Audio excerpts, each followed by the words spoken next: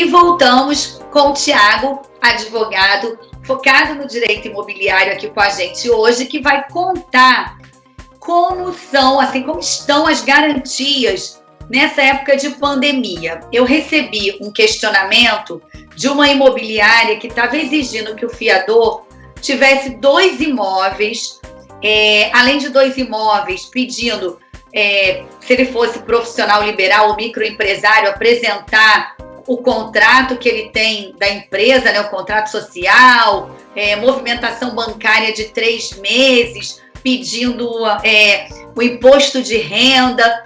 É isso mesmo? Sempre foi assim ou agora está um pouquinho pior na pandemia? Cristiane, eu ouvi alguns casos nesse sentido e me chocou um pouco esse tipo de exigência. A gente tem dentro da lei de locações algumas garantias que são a fiança, o seguro-fiança, o depósito calção e o título de capitalização. Dentro da fiança, que é o que a gente vai comentar aqui agora, a pessoa precisa comprovar que ela é solvente financeiramente. Esse é o ponto principal. Se a pessoa vai ter 1 imóvel, 2, 5, 1 imóvel e 1 veículo, isso não tem que ser observado. O que tem que ser observado é a sua solvabilidade, que dê a garantia ao locador de que, se houver uma ruptura contratual, aquele contrato vai permanecer sendo pago ou vai ser paga a multa contratual pela rescisão do mesmo. Essa exigência, ela foge muito à razoabilidade e até à flexibilização que a gente estava comentando no bloco anterior. Exato. Se é um período tão difícil que a gente está vivendo, onde é um período de muitas incertezas para todo mundo, não para uma pessoa ou para 2, mas é de um modo geral, a gente tem que entender que exigir um determinado número de requisitos para cumprir e ser fiador é completamente desarrazoado. É fora da proporção. A gente tira a razoabilidade, a gente tira o equilíbrio contratual para se colocar um patamar que hoje a gente não pode exigir. Não existe nada na lei que determine que o fiador necessite ter 2, 3 ou 5 imóveis. A lei apenas determina que, para você ser fiador, você tem que comprovar a sua solvabilidade. Contra-cheque, movimentação bancária, um imóvel, um veículo, tudo isso garante ao locador que o contrato dele vai ser solvente até o fim, independente de ruptura, rescisão ou não. Agora, você exigir que o fiador tenha um determinado número de imóveis, apresente movimentação bancária, apresente extrato de cartão de crédito, contra-cheque, isso tudo foge muito à razoabilidade e traz um desequilíbrio contratual muito grande, que acaba que a pessoa desiste de locar o imóvel. Exato, e até assim, eu entendo que tenha que ter garantia. Sim, óbvio. Né? Para ficar a relação equilibrada. Mas o exagero é como se o fiador também estivesse sendo avaliado na mesma proporção que o inquilino, porque na minha visão, se ele já está deixando um imóvel como garantia, né, apresentando aquele imóvel que ele tem, único, que seja como garantia, e um contra-cheque, vamos lá, ou imposto de renda, até para comprovar, né, que aquele imóvel também está correto, está declarado, e enfim, apresentando a ONUs Reais também, né, atualizada, que a ONUs Reais é a certidão, né, da vida do imóvel, né, quem realmente é dono, para quem está aí nos assistindo, mas ainda tem que apresentar contrato social, se for, né, microempresário, empresário. Na minha visão, é um pouco assim, até demais, entendeu? Veja só, Cristiane, a gente está tirando do locatário, que é aquele que deve ser analisado financeiramente, e transferindo já a responsabilidade no início de um contrato para o fiador.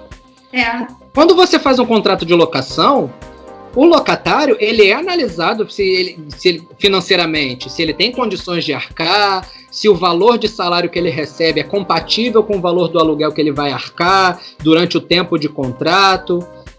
Quando você oferece a garantia locatícia, o fiador tem que ser analisado apenas se ele tem solvência financeira suficiente para poder arcar com um eventual prejuízo do locador. Sim. Se ele tiver um carro, uma moto, um imóvel, ou comprovar através de um contra-cheque que ele tem um salário compatível para arcar com aquele custo em caso de rescisão ou em caso de algum problema, não tem o menor sentido você fazer uma lista de exigências do fiador que você não exige do locatário. Você transfere responsabilidades. E que me chamou a atenção é que, inclusive, pedia que o fiador tivesse comprovação de 3 vezes o valor de aluguel e encargos. Um absurdo. Desculpa. Isso é um absurdo. Isso não existe nenhuma previsão legal expressa que determine isso. Você pode exigir do seu locatário? Sim. Eu acho que é uma garantia que o locador tem ao alocar o seu imóvel, que é o seu bem, de que aquela pessoa, aquele inquilino vai ter condições de pagar o aluguel e os encargos. Se for uma casa, só o valor do imóvel, se for um apartamento, o valor do imóvel com o valor de IPTU, com o valor de condomínio. Mas você não pode transferir essa responsabilidade para o fiador. Porque eu trouxe esse assunto, já que acabei te interrompendo, porque como a gente está falando, né, de como é que está a locação, porque às vezes o próprio locador não está nem sabendo o que está acontecendo na imobiliária que ele escolheu, sim, ou no administrador, quer que seja que ele escolheu, diante desse cenário, porque, sinceramente, quem tem que comprovar a capacidade, você me corrija, por favor, né, você que é o especialista, claro, é o inquilino. E sim, eu, no caso, né, supostamente como uma fiadora, eu tenho que saber, olha, eu tenho que comprovar que eu tenho aqui o imóvel, tá certinho, desembaraçado, quitado, né, e tenho, né, aqui meu contra-cheque também, mas só para uma, né, exatamente. Não, a gente ficar garantia. O que você falou é perfeito. Quem tem que comprovar que tem condições de arcar com o contrato de aluguel é o inquilino. Ponto. O fiador, o nome que a lei determina e que a gente impõe é garantidor. O fiador, ele é um garantidor, ele não é o responsável daquela locação. Ele é um garantidor para o locador de que aquele imóvel vai ser tratado bem, vai ser cumprido o contrato, o aluguel vai ser pago, se tiver algum problema, o fiador vai resolver. Mas a gente fala de uma situação futura e hipotética. A gente não fala de uma situação imediata, até porque se você for assinar um contrato com um inquilino que não tem condições de pagar o valor do aluguel, você se garantir só no fiador, já começa errado, já começa um contrato completamente equivocado. Exatamente. Que ele pode ser encerrado e nulo de pleno direito. Entendi. Entendeu? Entendi. Então a gente não pode transferir a responsabilidade de um para outro. A responsabilidade do locatário é pagar o aluguel e ter condições de pagar.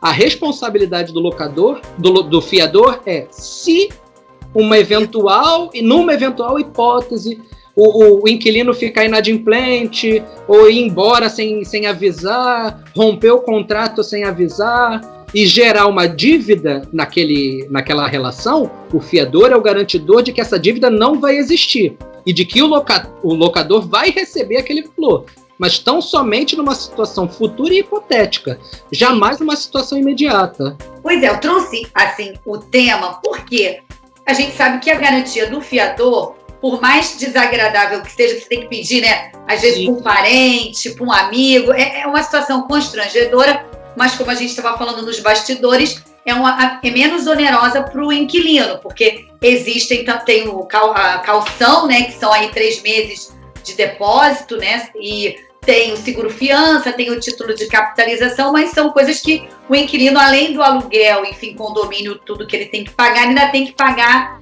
exatamente por esses serviços que seriam a garantia. Então, dentro dessas 4 relações de garantia, o fiador é a menos onerosa para o locatário. Uhum. E muitas das vezes tem que arcar com muitas coisas e tem que pagar ou um seguro-fiança que é muito caro, ou um depósito calção que são geralmente 3 vezes o valor do aluguel. Isso torna a relação contratual um pouco desequilibrada. E o fiador, ele absorve esse equilíbrio, já que você não precisa gastar de imediato nenhum valor. Pois é, e aí eu trouxe para cá essa discussão, por quê? Porque às vezes as pessoas estão passando por essa situação, e aí assim, vale também conversar com a imobiliária e explicar, né? Tentar quebrar também um pouco esse paradigma, porque no momento que a gente está vivendo, eu acredito também que o pessoal da locação também está sentindo um pouquinho, igual as construtoras estão sentindo, que não estavam vendendo e começaram a vender, graças a Deus, de maio para cá as coisas estão melhorando. Mas Sim. a gente tem que trazer esses assuntos para que, né, é o que está acontecendo, o objetivo é esse, né? Exatamente.